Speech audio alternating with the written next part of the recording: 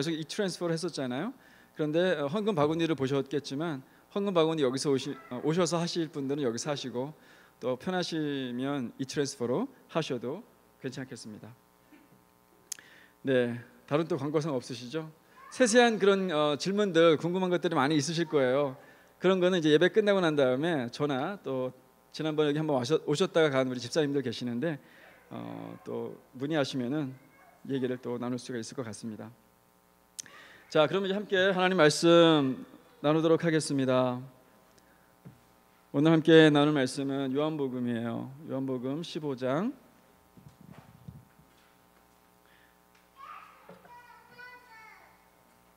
15장 1절에서 10절.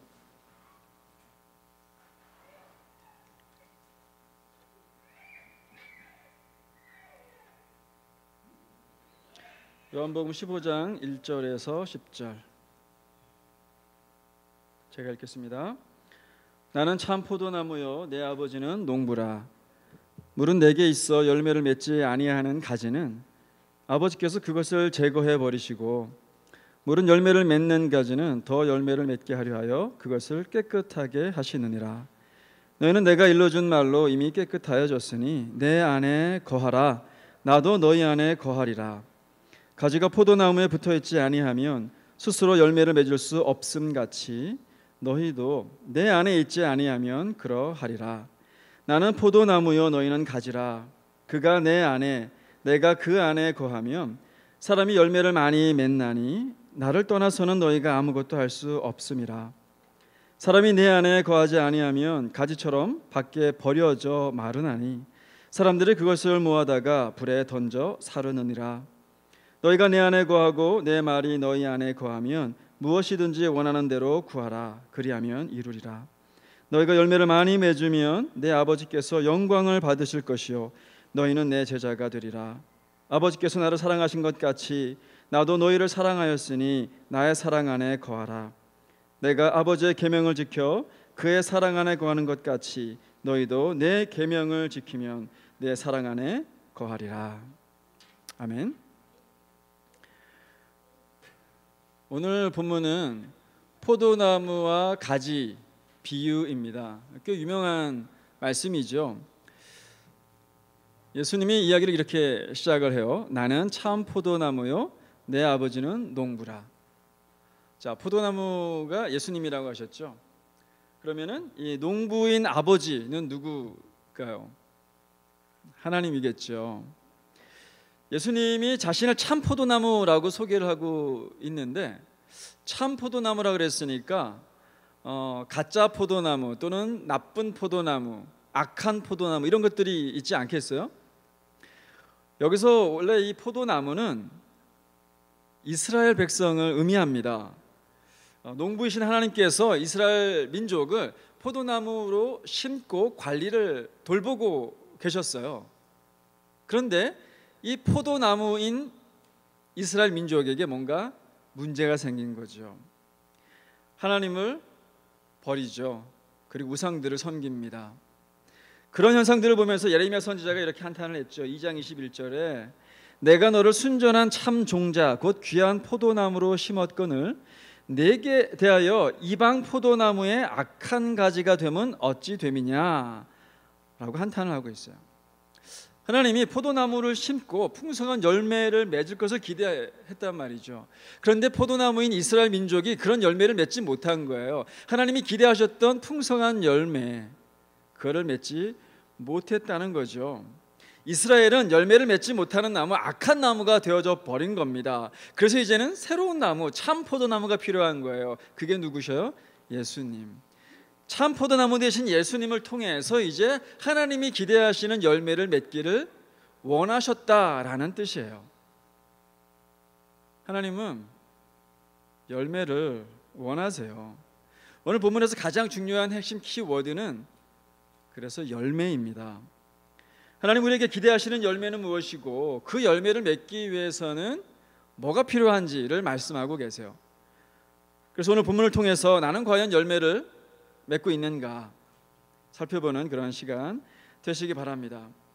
예수님이 비유를 시작하시는데 2절 말씀을 보면 두 종류의 가지에 대해서 말씀을 하세요. 물은 네개 붙어 있어 열매를 맺지 아니하는 가지는 아버지께서 그것을 제거해 버리시고, 물은 열매를 맺는 가지는 더 열매를 맺게 하려 하여 그것을 깨끗하게 하시느니라. 열매를 맺는 가지, 그리고 열매를 맺지 못하는 가지, 두 종류가 있죠. 열매를 맺는 가지는 열매를 더 잘 맺으라고 관리를 해 주신다라고 하셨고, 열매를 맺지 못하는 가지는 어떻게 해요? 제거해 버리시겠다라고 말씀을 하셨어요. 특별히 6절 말씀을 보면 열매를 맺지 못하는 가지가 무엇을 의미하는지를 알려줘요. 6절 보세요. 사람이 내 안에 거하지 아니하면 가지처럼 밖에 버려져 마르나니 사람들이 그것을 모아다가 불에 던져 사르느니라. 자, 본 나무에서 잘려져 나간 거예요. 결국 그 가지는 모아다가 불에 태운다라고 해요. 그럼 뭐를 의미하는 걸까요? 뭐를 비유하는 걸까요? 이거는 지옥을 의미합니다. 지난주에 저희가 나눈 말씀 기억나셔요? 지난주에 내 아버지 집에 대해서 이야기를 나눴죠. 내 아버지 집은 뭡니까? 천국이잖아요. 그런데 오늘은 버려지고 태워지는 이 가지에서 우리는 뭐를 생각할 수가 있어요? 지옥을 생각을 할 수가 있다는 겁니다. 이 가지가 잘려지고 태워지는 결정적인 이유가 뭐였어요? 열매가 없었기 때문이에요. 그러니까 여기서 열매는 뭐예요? 천국과 지옥의 자격 조건이 되어지는 겁니다. 열매가 있으면 천국에 가는 거고, 열매가 없으면 지옥에 가게 되는 거예요. 그럼 열매는 구체적으로 뭐예요? 쉬운 말로 열매는 구원이죠. 구원의 열매인 거예요. 구원이에요. 그런데 이 구원의 열매, 오늘 여기서는 첫 번째가 구원이라는 열매를 맺는다라고 했는데, 여러분 열매를 생각할 때 열매가 하루아침에 딱 맺어집니까? 나무 심으면 열매가 그냥 막 열려요? 그게 아니죠. 열매는 성장의 결과물이에요. 변화의 결과물이에요. 그러니까 과정이 필요하다라는 거죠. 여러분이 만약에 가지라고 생각을 해보세요. 가지가 뭐 하루아침에 열매를 맺지 않는단 말이에요. 오랜 기간 동안 성장을 해야 되는 거예요. 근데 가지 입장에서 보면은 가지는 긍정적인 변화예요. 그리고 자라가는 거예요. 그러니까 자라가는 것, 성장, 긍정적인 변화, 이런 모든 것들은 다 과정이 필요하다라는 거죠. 자, 그럼 열매를 맺는 가지는 어떻게 성장해 나갑니까? 제일 먼저 가지가 굵어지는 게 필요해요. 예수를 맨 처음에 딱 믿잖아요. 그러면 여러분들은 가느다란 가지 또는 새싹, 그 정도밖에 안 되는 거예요. 가느다란 가지에 열매가 맺힙니까? 새싹에 열매가 맺힙니까? 안 되죠. 뭐부터 해야 되는 거예요? 가지가 커져야 되는 거예요. 굵어져야 되는 겁니다. 그게 첫 번째 성장이에요. 그러고 나면 뭐가 필요합니까? 가지에 뭐가 펴요? 이제 꽃봉오리가 나와요. 시간이 지나면 거기 그 꽃봉오리가 이제 활짝 펴서 꽃이 되어지죠. 또 시간이 지납니다. 우리가 흔히 꽃이 피었다 그러면 와 예쁘다 해가지고 저 나무가 정말 살아있네 이런 생각이 든단 말이에요. 근데 시간이 지나면 꽃이 떨어져요. 그럼 꽃이 떨어지면 저 가지는 죽었나? 나무가 죽었나? 이렇게 생각합니까? 아니죠. 그때부터가 진짜거든요. 떨어진 그 꽃자리에서 열매가 맺혀지기 시작하는 거예요. 그것도 처음에는 되게 작습니다. 처음 열린 열매는요, 맛이 있습니까 없습니까? 맛이 없죠. 괜히 먹었다가는 배탈이 납니다. 열매 안 같은 거예요. 열매인데 열매 안 같은 거예요. 또 시간이 지나야 됩니다. 수확철이 되어서야 보기도 좋고 맛도 좋은 열매가 돼요. 그런 과정이 필요합니다. 여러분들 중에 종종 구원의 확신이 없어서 막 이렇게 고민하시는 분들 계셔요. 내 삶을 보면 열매가 없어 보여요. 변화 없어 보이는 거예요. 여러분 우리 삶을 보면은요 변화를 잘 못 느껴요. 맨날 우리가 보잖아요. 나랑 함께 살잖아요. 맨날 같이 보는 내가 변화가 뭐 그렇게 있다 하더라도 감지가 금방 되겠습니까? 안 되는 거예요. 변화를 못 느껴요. 근데 10년 전에 나, 20년 전에 나, 예수 믿기 전에 나와 지금을 비교해 보면 뭔가 변화가 있어 보인단 말이죠. 최소한 나는 못 느끼더라도 옆에 있는 사람은 느낄 수 있어요. 가끔씩 보는 사람들은 야, 정말 많이 변했다. 변화를 감지할 수가 있죠. 믿은 지 얼마 안 되신 분들도 마찬가지예요. 하루아침에 열매 맺기를 기대하지 마세요. 내가 믿었어요. 근데 막 열매가 막 뭐가 변화가 생겨지고 뭐가 달라지고 그러기 쉽지 않다는 거죠. 하루아침에 열매 맺혀지는 게 아닙니다. 여러분들은 어쩌면 가지가 굵어지는 단계일 수 있어요. 어쩌면 이제 막 꽃봉오리를 피우는 단계일 수 있습니다. 이제 겨우겨우 꽃을 피우는 그런 단계, 꽃이 져가지고 시무룩해지는 그런 단계일 수 있다는 거예요. 아직 열매는 맺혀지지 않은 단계죠. 그럴 때 우리가 그런 생각이 들 수 있어요. 어떤 분들은 이제 열매가 조금씩 맺어졌단 말이에요. 근데 맺혀지긴 맺혀졌는데 왜 내 열매는 이렇게 조그맣고 맛도 없고 써? 이건 열매가 아니야. 그래서 막 나 자신을 부인하고 싶은 거예요. 내가 구원받았다, 하나님의 자녀다라는 것을 부인하고 싶은 거죠. 그런 경험들이 종종 있을 수 있어요. 그러나 의심하거나 낙심하지 마십시오. 그거는 다 뭐예요? 과정이기 때문이에요. 근데 정말 중요하게 고민해야 되는 부분이 있습니다. 여러분들 좀 덜 바뀌어도 괜찮아요. 그거는 별로 고민할 거리가 아니에요. 근데 정말 고민해야 되는 것들이 있습니다. 그게 뭐예요? 내가 예수님께 붙어 있는 가지냐 아니냐, 그거는 우리가 고민을 해야 됩니다. 이 고민이라 그래가지고 여러분들 의심을 위해서가 아니에요. 여러분 확신을 가지라고 드리는 말씀입니다. 가지가 열매를 맺으려면 한 가지밖에 없어요. 나무에 붙어 있어야죠. 줄기에 붙어 있어야죠. 마찬가지입니다. 구원을 위해서는 예수님께 붙어 있어야 돼요. 그거를 4절에서 이렇게 표현을 했습니다. 내 안에 거하라, 나도 너희 안에 거하리라. 가지가 포도나무에 붙어 있지 아니하면 스스로 열매를 맺을 수 없음 같이 너희도 내 안에 있지 아니하면 그러하리라. 우리는 예수님 안에 있어야 되고요. 예수님은 우리 안에 계셔야 돼요. 그 사람이 구원받은 사람이에요. 여기서 거하겠다라고 하는 것 있죠. 영어로는 remain in me라고 되어져 있는데 이거는 교제의 언어입니다. 교제의 언어. 어디 우리가 호텔 가가지고 숙박하는 그런 개념이 아니에요. 교제의 언어예요. 함께 사는 관계입니다. 그래서 요한복음 1장 12절에 영접하는 자, 곧 그 이름을 믿는 자들에게는 하나님의 자녀가 되는 권세를 주셨다라고 선포한 거예요. 영접하는 자, 예수님을 영접하는 자, 예수님을 내 안에 모셔야 되는 거예요. 우리의 마음의 문을 열고 예수님을 내 마음에, 내 삶에, 내 인생에 들어오시게 해야 됩니다. 그것도 내가 내 마음대로 부리는 종으로서가 아니에요. 내 인생의 주인으로 모셔야 되는 겁니다.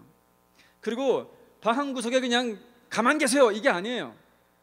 내 삶을 예수님과 함께 공유해야 돼요. 함께 사는 겁니다. 내 생각과 내 말과 내 행동에 예수님을 초대하는 거예요. 그러면 저절로 내 삶에 변화가 생깁니다. 옛날 가시밖에 없었던, 가시도 친 가지였던 시절에는 악한 생각과 험한 말과 거스르는 행동들이 있었어요. 근데 예수님과 함께 살고서부터는 변화가 생기는 거예요. 우리 생각에 변화가 생깁니다. 우리의 말과 행동에 변화가 생겨요. 예전에 즐겼던 쾌락들이 이제 별로 재미있어지지 않은 거예요. 그리고 예전에 보다 훨씬 죄에 대해서도 민감해지는 거예요. 이거 죄 아닌가? 하지 말아야겠다. 이런 변화들이 생겨지는 거예요. 우리의 성품과 우리의 인격이 변하고 또 좋아지는 거예요. 그것뿐만이 아니죠. 우리 삶에 대한 태도와 삶의 목표도 달라질 수밖에 없습니다. 뭐가 중요한지, 내 인생에서 뭐가 중요한지 그 가치관이 달라져요. 예전에는 내 성공이 중요했어요. 내 쾌락이 중요했단 말이에요. 그게 중요한 가치였어요. 그런데 이제는 다른 사람들에게 관심이 가기 시작합니다. 다른 사람들을 돕고 싶어지는 거예요. 뭔가 더 고귀하고 가치 있는 일들을 해보고 싶어져요. 이전에는 계속 내가 갖기만 원했단 말이에요. 쌓아놓기만 원했단 말이에요. 그런데 이제는 나눠주고 싶은 마음이 생겨요. 그런 모든 변화들이 예수님을 믿고 구원받은 사람들에서 나타나는 삶의 열매들입니다. 예수님이 내 마음과 내 삶 가운데 계신 분들에게 나타나는 변화들이에요. 여러분들은 지금 어느 단계에 있는 것 같습니까? 어떤 분들은 열매를 맺어가지고 정말 달디단 그 열매를 경험하고 또 누리시고 만족하고 하는 그런 단계에 계실 수도 있어요. 그런데 어떤 분들은 이제 겨우겨우 가지가 막 이렇게 굵어지는, 이제 자라는 그런 단계일 수 있어요. 어떤 분들은 겨우겨우 봉우리만 피우는 그런 단계일 수 있습니다.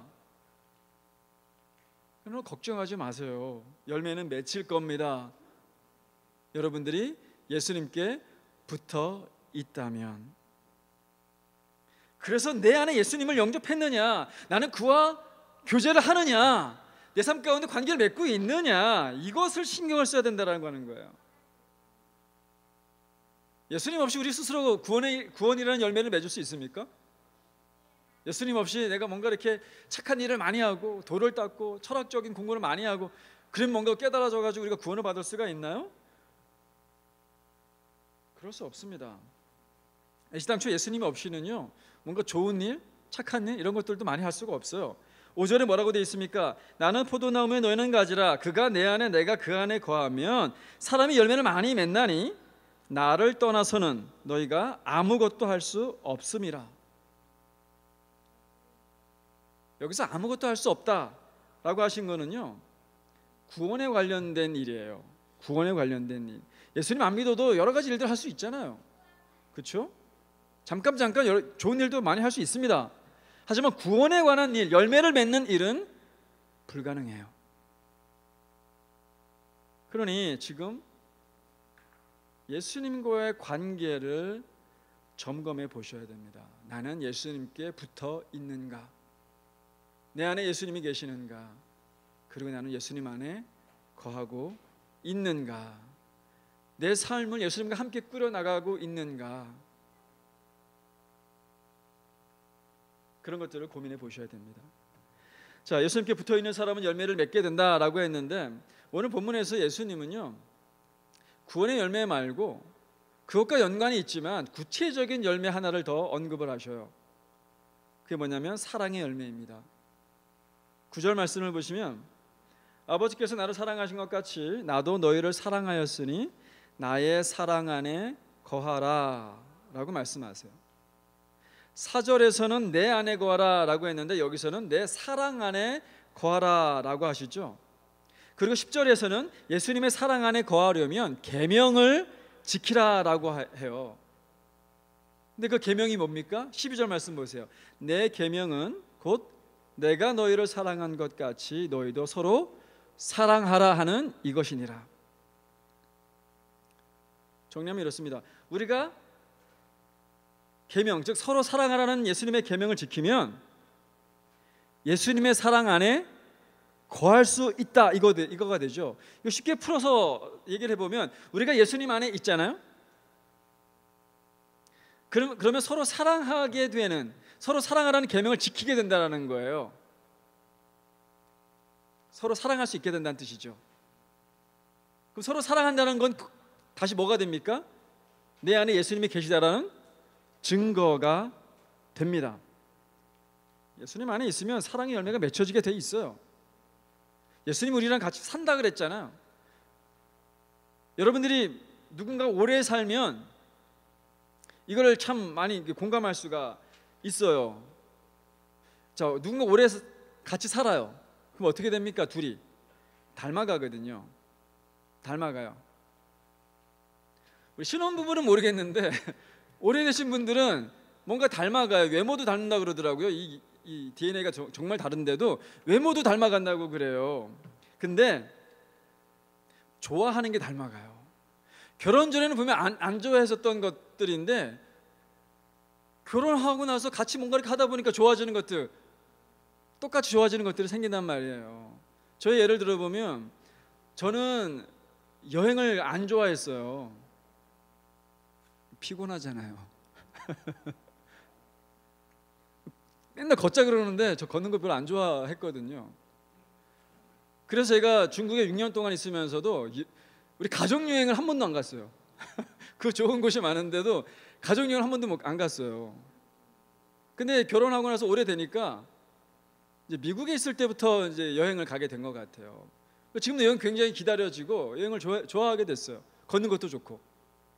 아내 같은 경우도 별로 이렇게 스포츠를 좋아하지 않았답니다. 근데 저를 만나가지고 맨날 따라다니다 보니까 이제 운동을 하게 되는 거예요. 탁구도 배우고 배드민턴도 배우고 테니스도 배우고 그렇게 돼요. 여러분들도 혹시 그런 그 경험 없으세요? 뭐 먹는 거, 나 이거 싫어했는데 같이 살다 보니까 입맛이 변했어. 이런 거 있잖아요. 마찬가지입니다. 예수님과 함께 살고 함께 동행하면 예수님이 좋아하시는 것들을 나도 좋아하게 됩니다. 자, 예수님 안에 있으면 열매를 많이 맺는다 그랬는데 예수님이 제일 좋아하는 열매는 뭘까요? 사과인가요?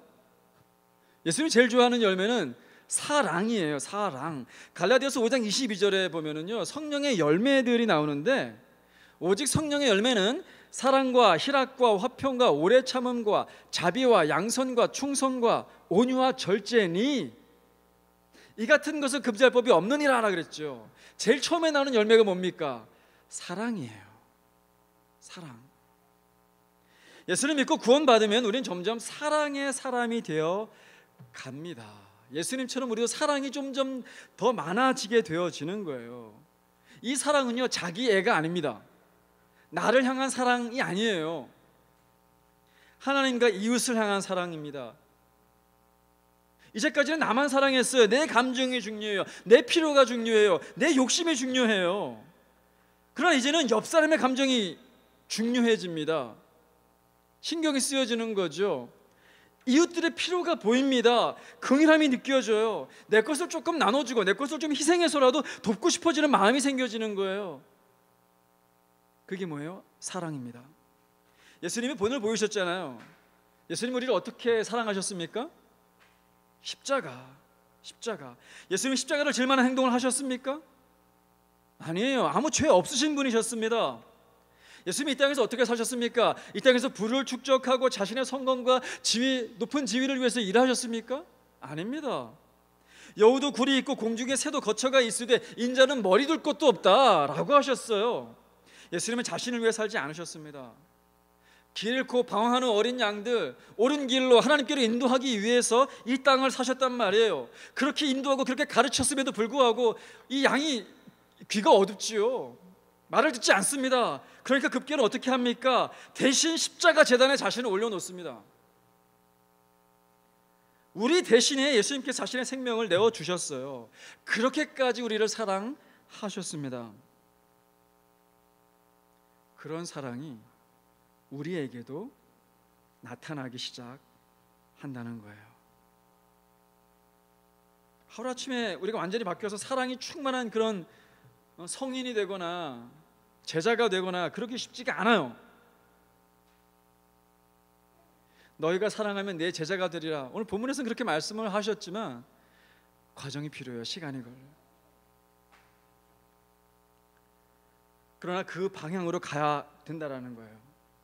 성경에 그런 예가 한 명 있습니다. 물론 뭐 여러 그 예를 들 수 있겠지만 예수님의 제자들 중에 한 명이었어요. 이 사람은 막 성격이 급하고 자기 감정에만 막 충실해요. 그래서 화가 날 때는 막 앞뒤 생각 안 하고 막 버럭버럭 화를 내는. 그래가지고 이 사람의 별명이 뭐예요? 우레의 아들이에요. 천둥 번개 치듯이 막 버럭버럭 화를 낸다 그래서 별명이 우레의 아들이에요. 그런데 그 제자가 예수님을 만나고 오랫동안 예수님과 동행하고 난 다음에 바뀝니다. 그의 별명까지 바뀌어요. 어떻게 바뀝니까? 사랑의 사도. 그 사람이 누구예요? 오늘 본문 요한복음의 저자 사도 요한입니다. 그가 쓴 요한 1서에서 보면은요, 예수님이 하신 말씀처럼 서로 사랑해라, 형제를 사랑해라. 그 주제가 가득해요. 예수님께 붙어 있다면 사랑이라는 열매가 맺혀지게 됩니다. 예수님 안에 거하면 맺게 되는 열매가요, 오늘 본문에 하나 더 있어요. 바로 기도응답의 열매입니다. 7절 말씀을 보시면 너희가 내 안에 거하고 내 말이 너희 안에 거하면 무엇이든지 원하는 대로 구하라 그리하면 이루리라. 기도응답의 약속을 지금 주고 계신 거예요. 이거 어마어마한 거거든요. 우리가 예수님 믿으면서 가장 익사이트한 거 이거 아닙니까? 가장 원하는 거 이거 아니에요? 내가 할 수 없는 것들, 능력이 부족하잖아요. 가진 게 없잖아요. 그래서 전지전능하신 하나님께 도와달라고 그러면은 하나님이 우리 대신에 딱 해주는 거예요. 얼마나 좋습니까? 이 기도 응답의 확신만 있으면은요, 뭐 어떤 것도 부럽지 않아요. 왜요? 이 세상에 있는 모든 것보다 하나님이 더 많이 갖고 계시잖아요. 그 하나님 내 기도를 들어주실 거니까 내 미래는 뭐 창창하다는 거예요. 무엇이든지 원하는 대로 구하라 그리하면 이루리라. 이거 어마어마한 약속이란 말이에요. 그러나 안타깝게도 이 구절은 우리의 어떤 기도도 다 응답해 주시겠다라는 요술램프가 아닙니다. 무엇이든지 원하는 대로 구하라 그리하면 이루리라 라고 하셨는데 조건이 있어요. 바로 앞에 뭐라고 되어 있습니까? 너희가 내 안에 거하고 내 말이 너희 안에 거하면. 오늘 본문에서요 내내 강조하고 있는 게 이겁니다. 우리는 예수님 안에 거하고 예수님은 우리 안에 거하면, 즉 예수님과 함께 살면 구원의 열매가 맺히고 사랑의 열매도 맺히고 기도응답의 열매도 맺힌다는 거예요. 근데 여러분 방금 전에도 말씀드렸지만 예수님과 함께 살면은요 우리가 바뀐다 그랬잖아요. 내 생각과 내 말과 행동과 내 인격이 바뀐다 그랬단 말이에요. 인격과 삶이 바뀌는데 우리의 기도는 바뀌지 않을까요?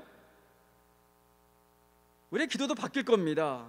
이제 겨우 가지가 굵어지는 단계, 이제 막 시작하신 단계에 있으신 분들은 아직 변하는 게 많이 없기 때문에 기도의 내용도 다분히 이기적이고 세상적일 가능성이 많아요. 사실 우리의 기도를 곰곰이 뜯어보면 어떤 단계에 있든지 간에 굉장히 기복적인 게 많이 있습니다. 하지만 그런 기복적이고 세상적이고 욕심이 가득한 그런 기도는요 응답률이 높지가 않아요. 야고보 사도가 이렇게 말했습니다. 너희가 얻지 못하면 구하지 아니하기 때문이요 구하여도 받지 못하면 정욕으로 쓰려고 잘못 구하기 때문이라. 하나님은요 모든 기도를 다 들어주시지는 않습니다. 정욕으로 쓰려고 구하는 것, 그런 기도는 우리한테 유익한가요? 우리가 생각할 때 유익하죠. 네? 하지만 우리에게 유익한 것이 아니에요. 하나님이 보실 때는 해롭습니다. 왜요? 그거는 죄로 인도하기 때문이에요.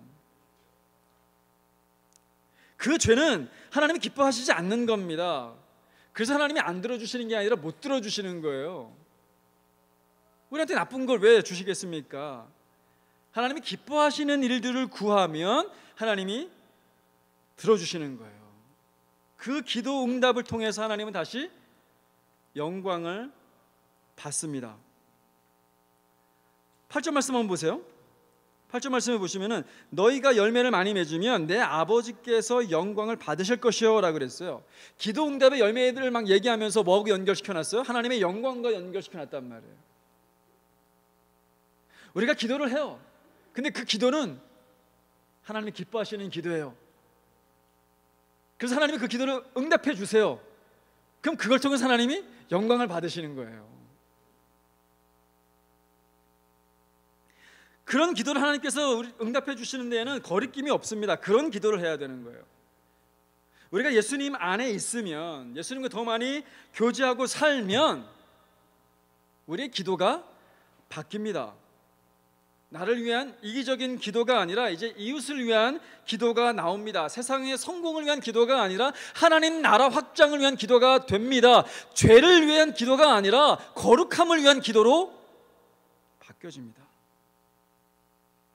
하나님은 그런 기도를 기뻐하시는 거예요.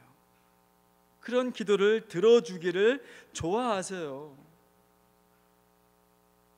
그래서 우리의 기도가 이제 나와 나 가족 중심의 그런 기도에서 이제 좀 넓어졌으면 좋겠어요. 하나님 나라 중심으로 우리의 기도의 지경이 넓어졌으면 좋겠어요. 우리 옆에 있는 형제 자매들을 위해서 기도하고 믿지 않는 이웃들을 위해서 기도하고 나라와 민족과 전 세계 선교를 위해서 기도하는 것이 필요하겠다 이 말이죠. 근데 놀라운 건 뭔지 아십니까? 우리가 그런 기도에 포커스를 두고 그런 기도에 애쓰잖아요. 그러면 하나님은 이제 우리가 필요한 것에 힘을 쓰십니다. 이제까지 우리의 기도가 어떻습니까? 하나님이 원하시는 기도, 하나님 나라를 위한 기도, 거룩함을 위한 기도가 아니라 내 것만을 위해서 기도했단 말이에요. 여기만 관심을 갖고 어떻게 하면 이게 이루어질 수 있을까? 근데 잘 안 된단 말이에요. 그런데 반대로 우리가 하나님을 위해서 기도하고 우리가 하나님 나라를 위해서 기도하고 애쓰면 나에게 필요한 것들 있잖아요. 이제 누가 돌보시는 거예요? 하나님이 돌보신단 말이에요. 하나님이 애써주시는 거예요. 내가 노력하는 거하고 하나님이 노력하는 거하고 누가 더 성공할 확률이 높습니까? 당연히 하나님이죠. 그게 기도의 원리예요. 응답받는 기도의 원리가 바로 그런 겁니다. 이 원리를 깨달으시길 바라요. 그래서 우리의 기도가 좀 달라졌으면 좋겠어요. 자, 오늘 포도나무와 가지의 비유 나눠봤습니다. 예수님은 참 포도나무 되시고 우리는 가지예요. 나무에 붙어 있어야 열매가 맺힙니다. 예수님을 내 안에 모실 때 구원의 열매가 맺히고 사랑이라는 인격의 열매가 맺히고 기도 응답의 열매가 맺히는 거예요. 이제 한 가지 질문이 남습니다. 여러분은 예수님께 붙어 있기를 원하십니까? 예수님을 내 마음과 내 삶에 모셔드리기를 원하십니까? 그분과 함께 내 인생을 함께 계획하고 함께 꾸려나가기를 원하시냐 이 말이에요. 열매를 맺는 것 저절로 되는 게 아닙니다. 붙어있는 노력은 최소한 해야 되는 거예요. 붙어있기만 하면 열매를 맺혀지는데 붙어있는 것은 최소한 해야 된다라고 하는 거예요. 사절에 뭐라 그랬습니까? 내 안에 거하라 명령하잖아요. 나도 너희 안에 거하리라.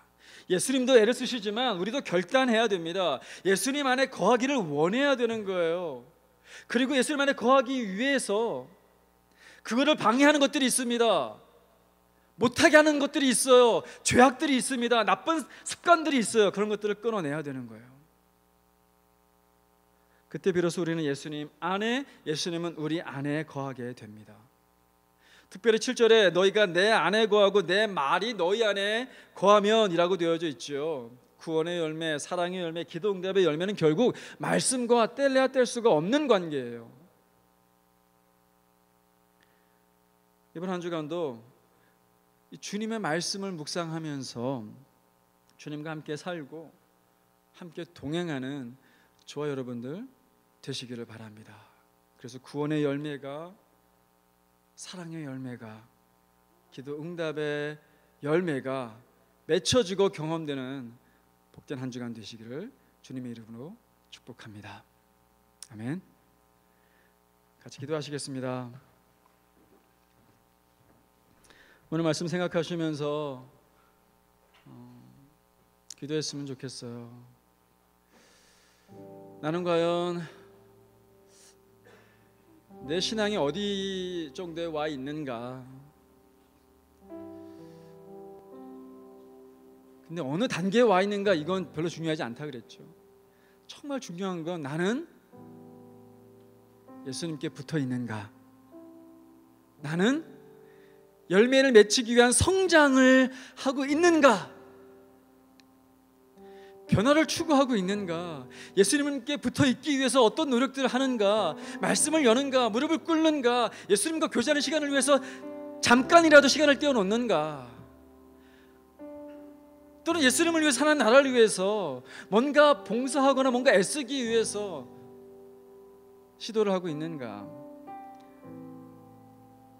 그런 것들을 좀 생각해 보았으면 좋겠어요.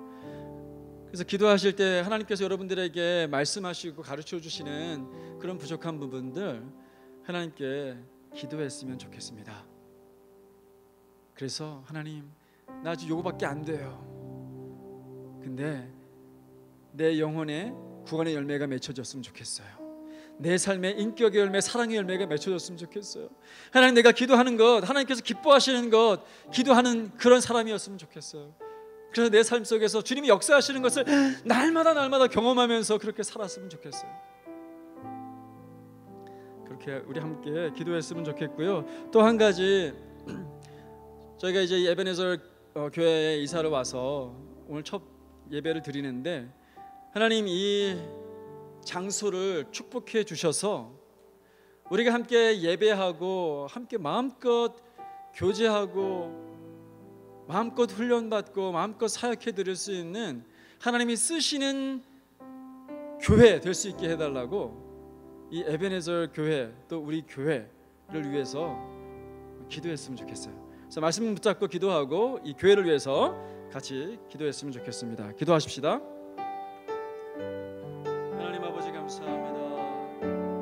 하나님, 오늘 주님께서 인도하여 주셔서 이 아름다운 예배당에서 처음 예배를 드립니다. 함께 하나님 말씀을 나누었습니다. 이 말씀 우리 마음판에 새겼으면 좋겠습니다. 하나님, 우리는 어느 단계에 있습니까? 우리는 과연 예수님의 그 참 포도나무 되신 그 나무에 붙어있는 가지입니까?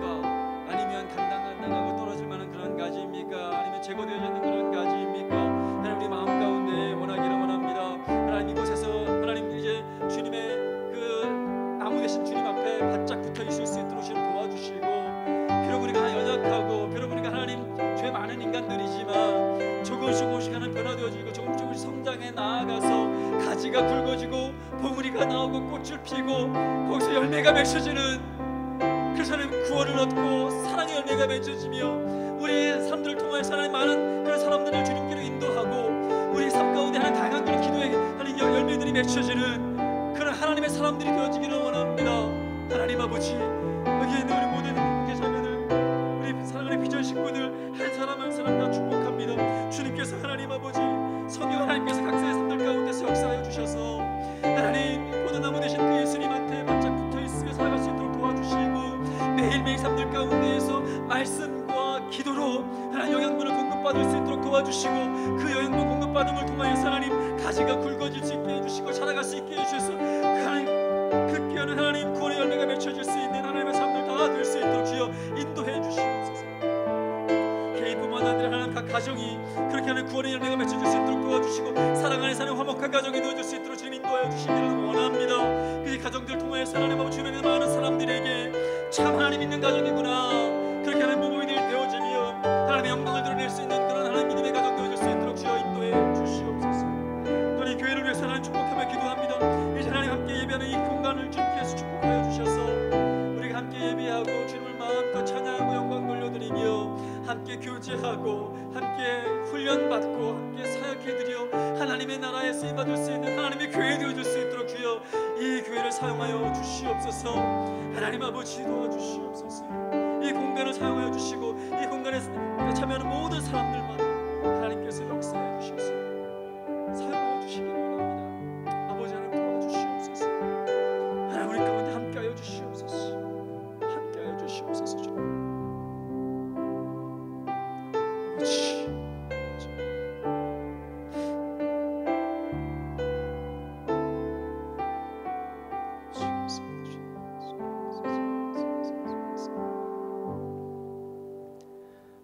하나님 아버지, 감사합니다. 오늘 너무 아름다운 예배당에서 우리가 처음 예배를 드립니다. 하나님,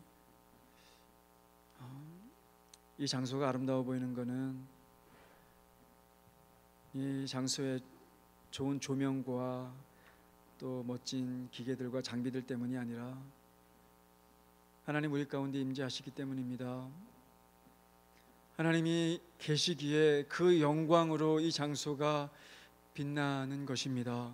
하나님, 이제 계속해서 이곳에서 예배 드릴 때 오늘 말씀처럼 우리가 주님 앞에 더 바짝 붙어 있는 그런 가지들 될 수 있도록 도와주시고, 구원의 열매, 사랑의 열매, 기도 응답의 열매가 우리 개인과 가정에 또 삶에서 하나님 마음껏 경험할 수 있는 하나님 그러한 경험들이 우리 개인과 가정 가운데 있어질 수 있도록 좀 도와주시고, 우리를 통하여서 하나님 주변에 있는 믿지 않은 사람들, 예수님의 사랑과 예수님의 생명 되신 복음 필요한 사람들에게 우리가 나아가서 그들을 구원할 수 있는 그런 하나님의 교회 되어지기를 원합니다.